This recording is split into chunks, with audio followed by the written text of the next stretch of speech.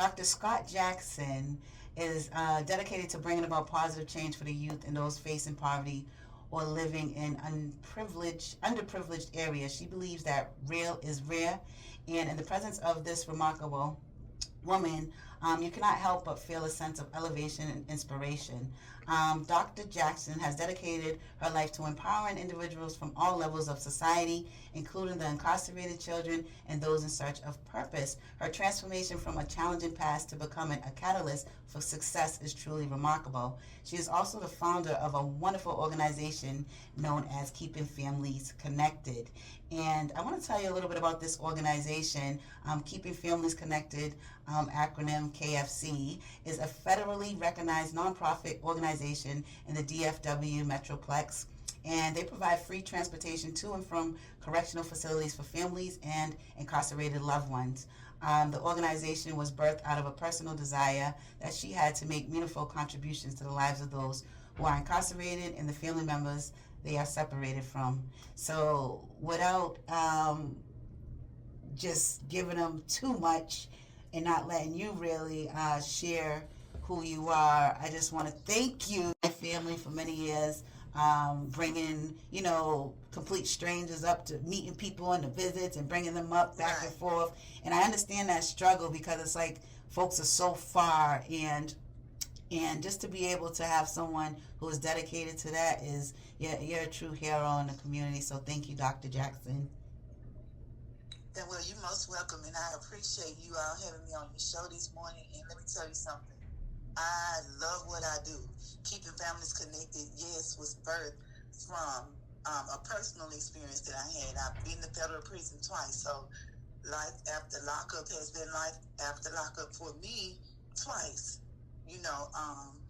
I went to federal prison back in the 90s when drugs was popping. That's why I was a drug dealer. My dad was the preacher. And I felt like I didn't want to grow up being poor because my dad was a broke preacher. And I didn't understand why we always had to live behind the church. On side of the church broke, and the church people had to pay our bills. So that took me down a road of, destruction, basically. I've always been gifted in my hands. I play piano. I'm a 4-time published author. I don't think you mentioned it, but I am. And all of my books are positive. Self-help books, basically, in so many words, not written self-help, but when you read them, they should help you. And I just got tired of it. So I decided to be a drug dealer. I played piano at the church on Sundays. I figured as long as I didn't sell drugs on Sundays, I would never go to prison. The devil is a lie, because that was not the case, surely. But that's how the enemy tricks us. He makes us think we can when we really can't. That's what he does. So, going to federal prison in the 90s and facing a life sentence, I was delivered from that and ended up with 13 years in the feds. I had to do 6 months federal boot camp, and came home to nothing again and started businesses because I never wanted to work for anybody. I'm going to make this really quick.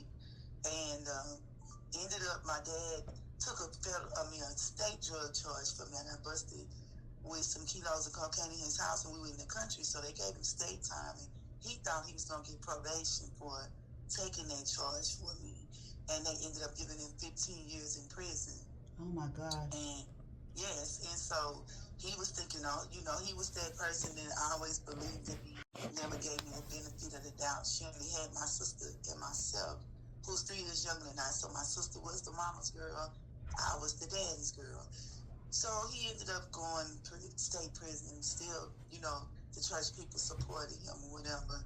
And I would go visit every Saturday after choir rehearsal. And he said to me that he wanted me to stop selling drugs. And I said to him, okay, because I love my dad.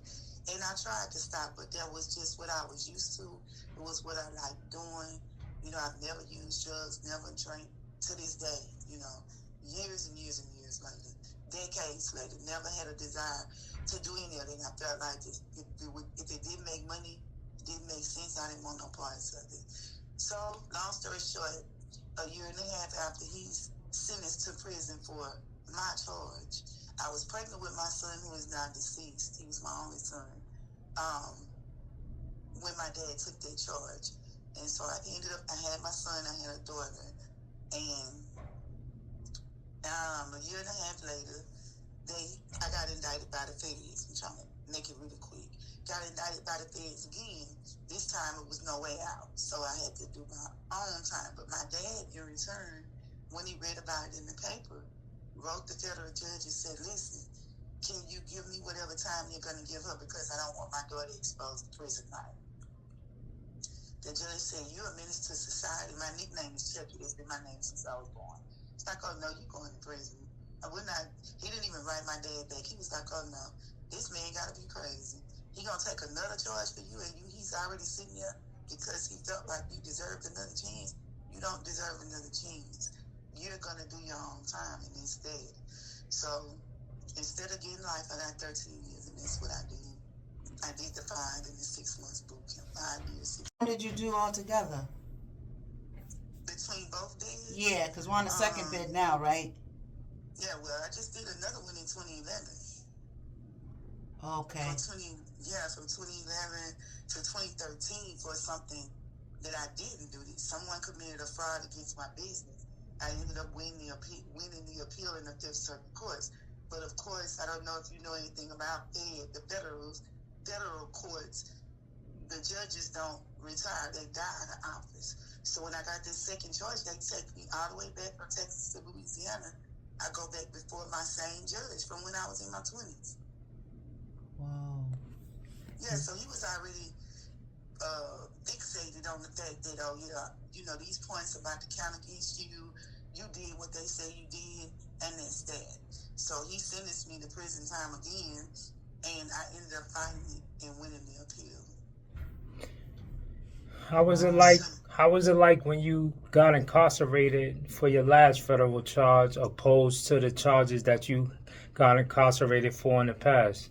What was your mindset? I like it when people ask me that because it is so crazy. Back in the 90s, you know, when they send people to federal prison, they send you, the people that were in prison with you were people that had money. You know, it wasn't, oh, you got a gun charge you in the way and they just threw you in prison. Or I was riding with my homegirl or my homeboy and he had a gun. Now both of us got charges and I'm going to federal prison. I get caught with a bullet. No, people then, my roommate was Emmanuel Noriega's girlfriend in the 90s. I go back this time and I'm in the room with people who couldn't even afford to see their children. You know, I could afford it, but nobody brought my daughters to see me. These women were there for nothing, basically. You know, they had no money. The people they left their children with had no money. Then again, I'm much older now, so when I was in my 20s, I could flip out the top bunk backwards. I played kickball in my prison boots, you know? It was okay. I was cool. It was, I'm not going to say it was fun, but I could handle it more better. Exactly. The boot camp was the worst. Telling you a machete, telling you to go in the Sam Houston forest to cut trees with a machete, and you had so many hundreds of trees that had to be cut down a day. If you kill the snakes, you get another charge. And so the first time the snake ran across my foot, I left. When we went back in, I said, I'm calling my mom and I'm quitting this. The only way I could get the 13-year sentence cut was to finish the 6 months boot camp. I said, oh, no. No, I said, hell no, I'm done with this. I called my mom and she said, you a gangster and you scared of snakes? You sold out of drugs and you scared of snakes? You tripping? You about to do what? I said, I'm quitting. I can't do this. I'm going back over where I can just maintain. I can't do these snakes and spiders and trees. Baby, I'm not. And they said I can't kill them. Oh, no, I'm not that gangster. I'm through with this. And she said, if you quit, don't ever call my house again. And she had my daughter and my son. And so I didn't quit. I had to finish it. And how was the boot camp? How was your first day walking into the boot camp? Oh, it was the worst. When I say the worst, because this is coincident, I'm in New Jersey for an event this week, but the guy that was the boot camp instructor that they had appointed for me and the group I was in, he was from New York, and he was maybe like 6'6", 6'5", big old tall Italian guy. And he was the meanest, worst person you could ever meet. You would have thought that, but guess what? He was still at the federal prison when I went back in 2012. He was over they went away with boot camp, but he was over the woodworking department where they make things for the prison. But when I first walked in there, I was like, oh, I'm about to go back where I came from. This is not going to happen, because they talk to you reckless. You can't talk while you're eating. Made me sleep outside for 15 days because I got caught talking in the kitchen. Oh, it was the worst. I was ready to go, but I knew I had to tough it out. Ooh. Definitely, you have to have a strong mental or mentality to go through boot camp. Tell me about it. They think the military boot camp is something. No, they should have been some of these young people in this generation now. They don't need no beat downs. They don't need no juveniles. Baby, they should have just sent them straight. They should reorganize a federal boot camp and just send them straight there. I promise you they'll change their lives, because that was the worst of the worst. No one brought my daughters to see me was most important, because I told you earlier I had a 17-year-old son that was killed in a car wreck. So I moved from Louisiana to Texas. That's what made me move, and then to be in Texas and not know a whole lot of people. But why do you think it was? Why do you think that your family didn't bring your daughters up? Just nonchalant. They've never experienced prison, so they don't care. And it's just real. A lot of people, real is rare, and everybody's not solid. And so, sometimes my husband says, "You're so easy to forgive. You're so easy to just talk to the people that wrong you." You know what? I don't even care, because I'm only gonna go so far. I know who's real in my life, and I know who's not real, and I'm real with those that's real with me. I'm cordial with those that's not. So I can be cordial and be real, and and understand. Keep myself positioned. Let me say it like that. I'm mindful how I move, so I stay in position. Now, let me ask you this. What are some of them emotions that you felt like when you didn't get to see your children? Oh, it was the worst. Having a son that was just killed a couple of years before, and my son and I were like road dogs. Like, we just opened the clothing store, and everything I did, he and I mostly did it together. It's so crazy. And I didn't even think about it. I don't know if I've ever thought about it, but to think now, he and I and his best friends, they were all always up under me. And they were young boys at the time. We were doing prison visits then, because we were going to see people in prison. Even though we wasn't going for the right reasons, we were going to see people in prison. And, and it's just crazy. We were already doing that. But I didn't understand. I didn't have no understanding about not being able to see my children, and then to send them from Texas back to Louisiana to stay with the people from the church that I really thought I could trust, that I thought were my friends, and that didn't pan out well either. So, God knows, and he's so phenomenally amazing, to the fact that, hey, I came home and I passed up everybody that didn't support me. So I'm okay, I'm cool. And what were some of the things that propelled you while you was in prison? Like some of the things that you might have studied, or some of the things that you might have learned from other prisoners?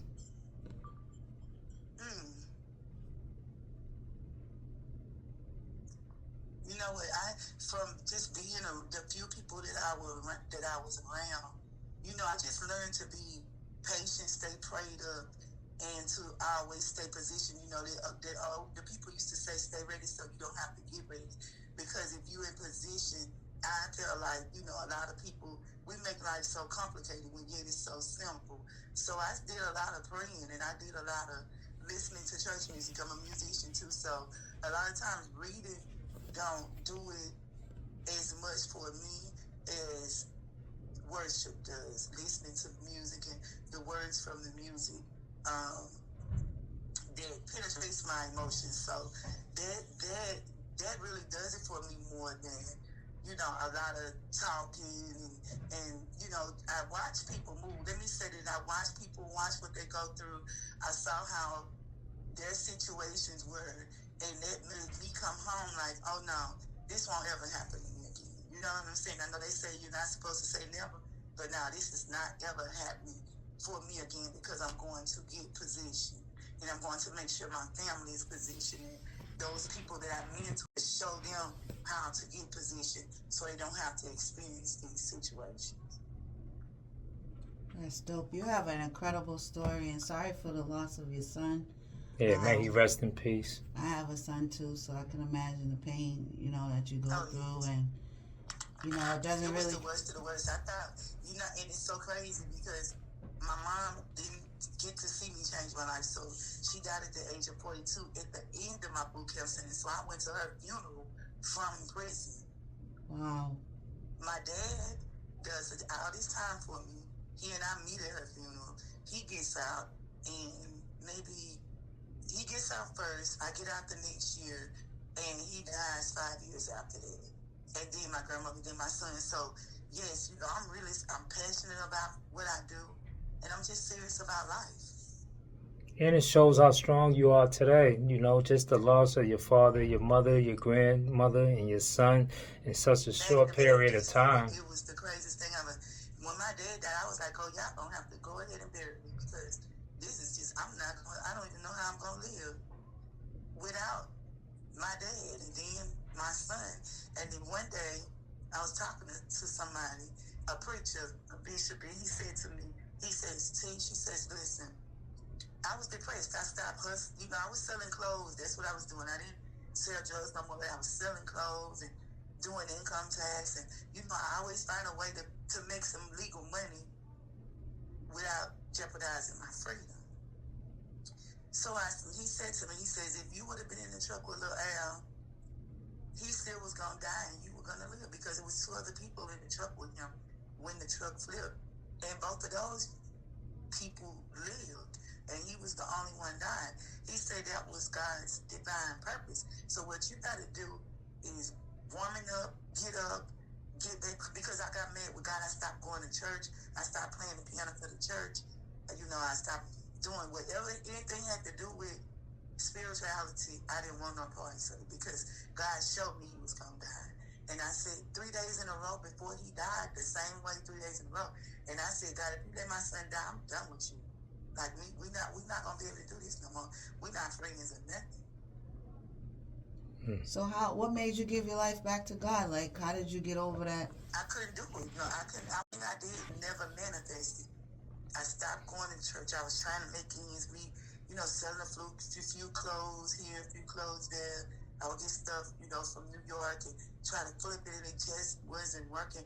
And I was so empty inside, and I was making my other children, I wasn't even raising my children right, hadn't put them in school.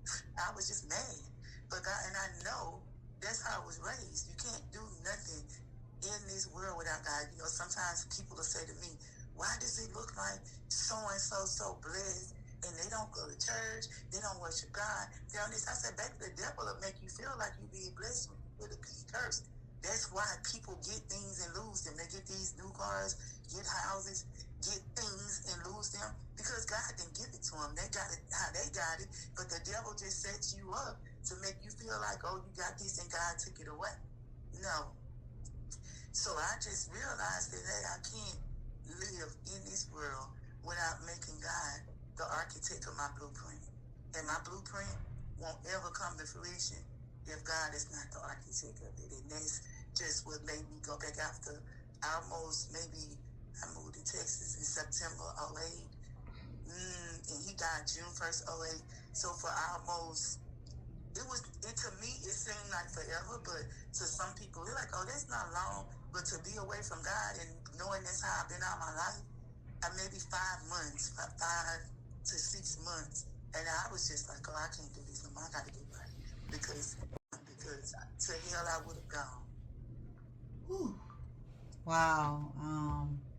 I'm lost for words. I heard a lot of incredible testimonies, I know but 5 or 10 minutes, right? yes, But it's real. It real is real. It's just, it's just what I would call it. That's just a snippet of the story, of my life story. So I try to put them in words, and I'm working on a movie about my life, and I have part 1 of that written in a book, Grace and Favor from Prison to Paid, and It's in all the stores. It's on the website. And, you know, if you Google it, it pops up. So it stops when my son dies, and part 2 will start when I meet my king, when I meet my husband, who actually changed the trajectory of my whole life. You know, everything I wanted when I was a drug dealer, baby, I could never get it. I'm telling you, I thought I always wanted Rolex watches and Maseratis and Mercedes, and I didn't even know what they were at the time, to be honest with you. That's what I wanted. And I never attained anything when I was a drug dealer but clothes and shoes and jewelry. And it was because I wasn't doing right with my blessings. And my blessings are in my hands because God anointed me in my hands to do it. I write, I do music, anything when it comes to the hands, I can do it.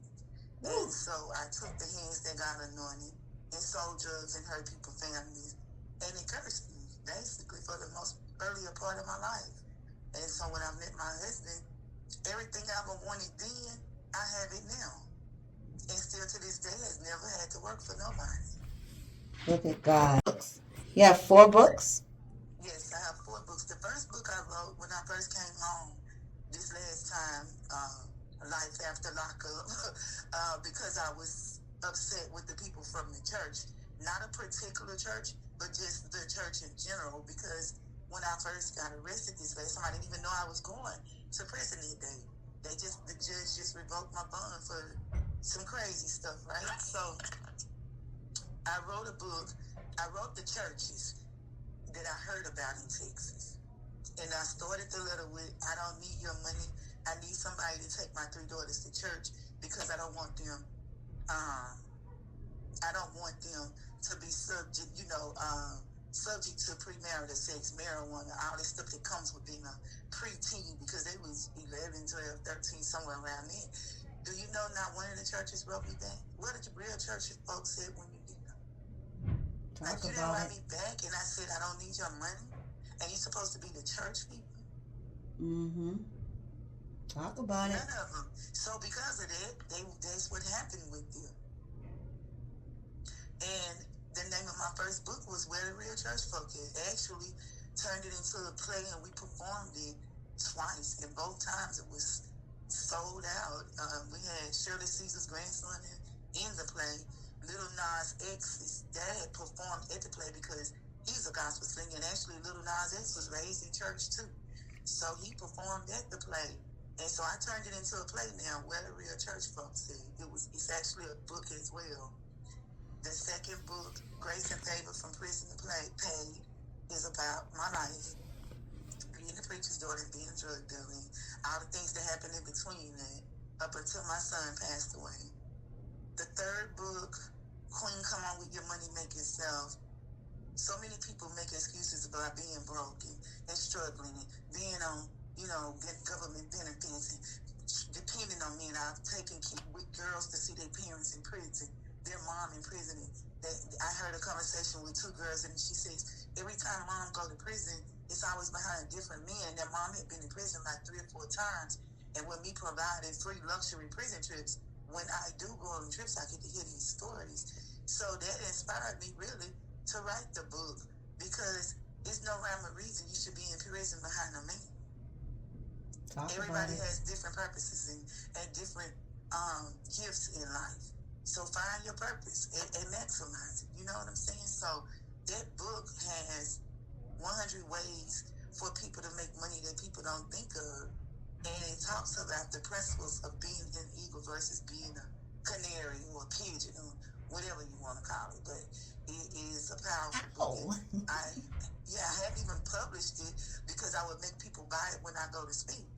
But recently I just published it. And I wrote that book over 2 years ago. So it's a powerful book, and I sell a lot of those books. This Prison, Please Prepare Me. When I wrote it, my husband said, my king, I always call him my king. People used to the word husband, but I call him my king because I thank God for it, and I respect him for how he treats me like a queen. But I wrote this last book, and he said to me, why did you name the book Prison, Please Prepare Me? Because it sounds like you're asking prison to prepare you to come, basically. I said, no, you don't have to be in prison to be in prison. And this is for people and their families that have incarcerated loved ones, because it talks about how to deal with a person when they come out of prison. It talks to the people in prison about their credit worthiness, about, the myths, or people telling you as soon as you get out of prison you can get a grant, and talks about scriptures that how to help you woman up and man up, and it's just a lot of knowledge in the book. It's not even long, but it's powerful. So I wrote that book, and I have people that buy the book, and I just send it to people in prison or to the chaplains at the prison. So that's who I am, and that's what I do, y'all. There's one thing about coming home from prison and being successful and doing more or better than those who've been out here for years. Just being inside prison just gives you time to hone in on your craft, to think about people, places, and things. So I would just like to say congratulations on everything that you've done coming home from prison, being faced with adversity so many different times in your life. Thank you so much for that. Those words of encouragement, because I tell people all the time, sometimes the encouraging needs encouraging, And I've been doing this January 1st, 2025 will be 10 years I've been doing this. Never received not one grant. I tell people I'm God's grace, My husband gives me 10% of what he makes from the financial consulting side of our business. And that 10% for 10 years has provided luxury. We don't do just regular prison trips, y'all. Y'all don't have to. Yeah, tell us. We do luxury prisons and black SUVs and okay. And I take them to breakfast and most of the time it's lunch, but we started with breakfast and lunch. But most people sleep because those prisons are so far. But when they come out, whether I drive or my king or the volunteers, they take them to a restaurant, sit down and eat with them. And get to know the people. I have a lady right now, Hispanic lady, we've been taking for 5 years, and she had 4 sons, and those were her only 4 sons. She has 4 sons and 1 daughter.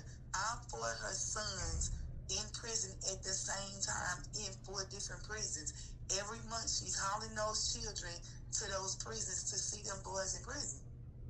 Oh man, that's so And dope. every week, guess what? At least twice a week. I don't care if it's not prison time, trip week or whatever. She texts me, "Good morning, Miss Letitia," or "Dr. Letitia. This is Mama Rose. I just want to say I love you and I appreciate you." And have never charged nobody not 1 penny to do this, and never received not 1 grant. And not only that, I bless 400 kids every year for Christmas. 300 to 400 kids. We just did 300 kids for back to school, out-of-pocket backpacks filled with supplies, free Crocs. I just did a summer sounder situation where I went out and bought 300 pair of Crocs and gave them away in the inner city where my husband was raised. My husband's from Texas. Look at God. And I always say that because we have an organization, we have a nonprofit as well, and it often feels like it's like I know it's a competition and you're competing to get the grants, but it's like we're being pinned against a lot of organizations that we collaborate with and support in our own community. It's like that same energy that has been like embedded in the black community for so long. It's like, and it's so discouraging, and it causes a lot of unnecessary weirdness and goofiness amongst people who, Yes. Let me tell you know what I mean? something. Like, it's just so. They ask me, "Do you collaborate with her?" You know why? Because I move a different way. Right. And I'm gonna just encourage you on this one. Don't stop, because people will make you feel discouraged. But guess what? Even God made us so unique. They could do the same thing you doing, baby. Right next door, they could put a whole nother organization, name it a whole nother name, and it could be right next door to where you are. But they're not gonna do it like you, because God didn't give it to them; He gave it to you. And we didn't pick our family; God did. And if we don't do it for our families, who's gonna do it for them? They're gonna be looking for love in the wrong places. And so, with my king being big on finance and a day trader, and he's very money savvy, so then he taught that to me, and now we teach it to other people. And so I'm just big on family, even when I'm taking the people to the prisons and they telling me about the struggles. I'm like, "Girl, you struggling for nothing. You get food stamps, baby. You better know how to flip the food stamps, sell some plate lunches." Right. Go ahead. Talk about it. What you mean? What you mean you struggling? You talking to me? No, baby, I've been there and done that. My pastor had a restaurant, and I was getting a whole heck of a lot of food stamps because I was struggling. But I knew how to survive, so I let him cook the food for me at his restaurant. And my son and my daughter and I would sell plate lunches at all the little warehouses in the neighborhood. That's how I paid my bills. So it's no excuse, especially in this day and time and generation, for people not to be sustainable. Everybody won't be rich.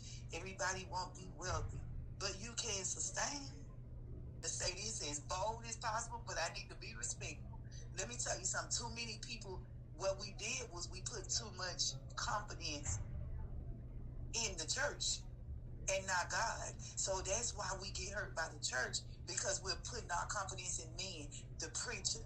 You know, they want to get a preacher out of them, and they can't nobody pray for me but the preacher. But you got to have your own relationship with the connect, the plug, with the creator. That's your everything right there. It's not the people in the church. God will put the right people in the right place at the right time for the right reason. Our problem is with the church hurt, we looking for it in the wrong people. Talk about it. Woo! I love that answer. It's just real. Real is rare. Right. Because we go to church and you think, my king just had this conversation with a bishop a couple of months ago, and he was talking about how he and some other preachers raised over $1 million for another preacher. But then when my king is very atypical, so he gonna ask a million questions. Sometimes he asks too many questions to me, maybe not, to him. But he says, y'all raised $1 million for this man, but did he teach you all as pastors how to get? You say he's wealthy, he's got all these things. Is he teaching you all how to position yourself and your members to be in the same position? This man said to him, "Get me started with my country exit. Don't you get me started by that, because people be looking for it in the wrong places. Let me tell you something. I said this to my engineer that does my show. I said to her, every time I talk to her, she's chasing money. I'm chasing money. And she says it in those words. I'm chasing money. I gotta go. I gotta make some money. And I've never even met her in person. She's in another state. I'm in another state. We've been working together for over a year now. And so I messaged her one day and I said, listen, you chasing the wrong thing. Right. I said, take this from me not being rude or honorary. I'm just real. A lot of people can't take me because I'm too real. I said, listen, that's why you can't keep no money, because you always chasing it. Right. You don't respect it, for one. Anything you respect, you attract. Anything you disrespect, you repel. I said, listen, you chasing the wrong thing. You chasing money and you can't never keep it, because you got to get positioned with God. When he gives it to you, you gonna have it. I said, let me tell you something. Every time I spend out some money, this is the truth. My husband got my allowance on my nice thing, and I don't have to wait a week to get it. Every time he make money, I get 10%. God blesses what he can trust. Yo, I love it. Yeah, I love it too. And that's great. That's great. Because I'm big on finance as well, day trading, just finance in general. So, I definitely... That's exactly what my king does. Day trade, financial... Listen, honey, my king too. Sure. Yes, I like to sit back and see it add up. Yeah. Yeah. So a lot of people, even if it's some women listening to this show on this morning, let me tell you something. Get yourself in position. And I just spoke at a school in Louisiana last Friday. Over 300 women. Don't settle in this season for whatever. You don't have to settle. You have to have some standards. You have to not. And you know what? We talked about this too. A lot of these churches, you see now, they throw them up real quick. They put them up everywhere. In most churches you go in nowadays, you don't see nothing but a bunch of women. You know why? And then they get mad because they church hurt. Girl, you set yourself up for church hurt. Do you hear me? Don't learn from it. You'll be repeating the same cycles over and over. So, Dr. Jackson, so you have a podcast, right? Let's talk. Letitia Talks. Yeah, so I want folks to, for those who are listening, to be able to continue listening to you and to tap into all the amazing things you have doing. So you want to tell us a little bit about your podcast and what's that like? Well, you know what? I started it because I'm on the podcast in the prisons. Okay. Throughout you know, where I said it, they now they're all the way throughout the state of throughout the United States. But so I go and I do interviews for the podcast, and then some of my shows they'll take and put on other people's shows to put in the podcast. So that was the only reason I really started it, was to encourage people in prison that's getting ready to come out of prison, or even if you're just there, because a lot of people give up because they have no hope. So my podcast, I share stories from real life people that's living this life in real life. I don't do the, you know, people say we fake it till we make it. I'm not doing none of that. It's either real and rare or we're not doing it. And so my show is to just, and you all, I'll bring you all on as well, but it's just to talk about real life stories, because people in this society, social media has given people so much fake, and real recognizes real, and it's just real. And my grandsons are also business owners at the age of 8 and 9, and my husband is teaching them finance, money, and marketing, and trade. Let me say trade and not marketing, because we're thinking we're talking about it. They're published authors as well. Go ahead. They own a bow tie business, but we did this for 13 kids, not just our grandkids, but I started 13 businesses for 13 kids with my allowance, to show them you got kids that were in the projects. And my husband, their mom had 8 kids, and my husband fixed her credit, and she moved out of the projects behind a golf course, got an account with the credit union. So we got so many success stories. That's what it's about. We want to show people how to change the whole trajectory of their life, starting with the mindset. So Listen. Yeah, congratulations. Program, Boys in Blue and Girls too. Oh, we're gonna bring you to. We're gonna have much to talk about Yeah. after this, because I deal with the young entrepreneurs here in Massachusetts. Oh, girl, you got my number now. Yeah, I deal with the boss babies. I got a book called Boss Baby Seeds. So, Google Keeping Families Connected. Everywhere you Google Keeping Families Connected, I pop up. The organization pops up. You Google Dr. Letitia Scott Jackson. Ow. Everything about the organization pops up. So either way it goes, you get all the social media, all the contact information, the website. We get ready to bless up 125 families for Thanksgiving, with baskets filled with everything they need to cook their Thanksgiving dinner. So I'm excited about it. I always get excited when I get to bless people. right. Social media, Instagram, Keeping Families Connected. Facebook, Keeping Families Connected. My Facebook, where I have the most traction, is Letitia Scott. So if you go on there, everything about Keeping Families Connected, I post it there first, and then it flows over to the Keeping Families Connected page. But we are just, if you Google us anywhere, look up on social media, you will see Keeping Families Connected and all the great things that we do, and all the events that we have throughout the year. We also post the prison trips when we get ready to do the prison trips. And we're going to start, doing them in other states as well. Louisiana, our first stop. We were supposed to do it last month, but one of the mentees in my program was murdered. So we didn't get to do the trip to Angola, where C Murder is. So, but we're going to revisit that at the first of the year. But that's what we do, and that's who we are. I love everybody that's listening with the love of God. I'm praying that God blesses you abundantly, the kingdom way.